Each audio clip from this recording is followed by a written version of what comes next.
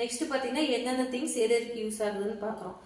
ஒரு ஜஸ்ட்டு ஒரு ப்ளவுஸ் போடுறதுக்கு ரொம்ப இம்பார்ட்டண்டான திங்ஸ் என்னென்னா, ஒரு ஃப்ரேம் இருக்கணும், ஒரு ப்ளவுஸ் பிட் இருக்கணும், அதே மாதிரி நீடில் இருக்கணும். இது 3 நீடில், அதே மாதிரி ஜரி, இந்த 3 இருந்தாலே நீங்கள் ஒரு கிராண்டான லுக்லேயே ஒரு ப்ளவுஸ் போடுற அளவுக்கு நீங்கள் போட முடியும். அதனால இது எல்லாம் இருந்தால் அதோட எக்ஸ்ட்ரா என்ரிச்மெண்ட் லுக்குன்னு சொல்லுவாங்க. அது எதுக்குன்னா, இது இன்னும் அழகுபடுத்தி காட்டுறதுக்காக தான் இந்த திங்ஸ்லாம் யூஸ் பண்ண போகிறோம். இதெல்லாம் பேசிக் திங்ஸ். ஃபர்ஸ்ட் சொன்ன பார்த்தீங்களா, ஸ்டாண்டு, ஃப்ரேமு, ஃபேப்ரிக்கு, நீடிலு, இது பேர் த்ரெட்டு, ஜரி த்ரெட்டு. இது வந்து பேசிக். இது இருந்தாலே போதும், நீங்கள் எல்லாமே ஒரு ரிச்சான லுக்கே நீங்களால் போடணும். வெறும் ஜரியிலேயே அவுட்லைன் மட்டும் நீங்கள் அழகாக வரைஞ்சி அதை ஜரியிலே செயின் ஸ்டிச்லேயே போட்டிங்கனாலும் இன்னும் சூப்பராக இருக்கும். இது இல்லாமல் வேற என்னென்ன யூஸ் ஆகுங்கிறது நான் சொல்கிறேன். இப்போ வந்து இந்த ஃப்ரேம் இருக்கு. ஃபர்ஸ்ட்டு ஸ்டாண்டு சொல்கிறேன். இந்த ஸ்டாண்டு வந்து 18 இன்ச் ஸ்டாண்டு, ஃப்ரேமும் வந்து சேம் 18 இன்ச்சில் தான் வாங்கணும். நீங்கள் வந்து ஏன் உங்களுக்கு 18 இன்ச் நான் ப்ரிஃபர் பண்ணுறேன்னா, சில பேர் வந்து ஒல்லியாக இருப்பாங்க, அதாவது எஸ் சைஸ் எம் சைஸ் எல்லாம் இருப்பாங்க. சில பேர் வந்து எல், எக்ஸ்எல், டபுள் எக்ஸ்எல் அந்த மாதிரி இருப்பாங்க. நீங்கள் இந்த 18 இன்ச் ஃப்ரேம் வாங்கிட்டீங்கன்னா double X L size, triple X L வரைக்குமே நீங்கள் அந்த பாடி மெஷர்மெண்ட் உள்ள ஆளுங்களுக்குமே நீங்கள் இந்த ஃப்ரேம்லேயே வச்சு போட்டுக்கலாம்.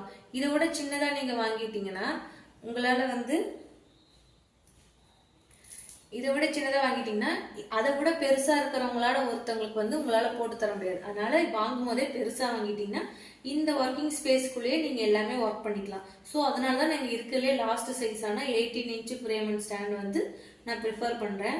நானே மெட்டீரியல் கொடுத்தவங்களுக்குமே பார்த்தீங்கன்னா 18 இன்ச் ஃப்ரேம் தான் கொடுத்துருப்பேன். ஓகேங்களா? இப்போ இதுலேயே நீங்கள் வந்து எல்லா சைஸ் பாடி மெஷர்மெண்ட் உண்டானவங்களுக்கும் நீங்கள் வந்து ஒர்க் பண்ணிக்கலாம். நெக்ஸ்ட் என்னன்னு பார்த்தீங்கன்னா ஃபேப்ரிக்கு.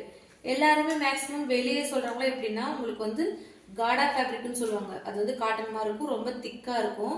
அதில் வந்து ஆரி ஒர்க் கற்றுக்கிறது ரொம்ப ஈஸி.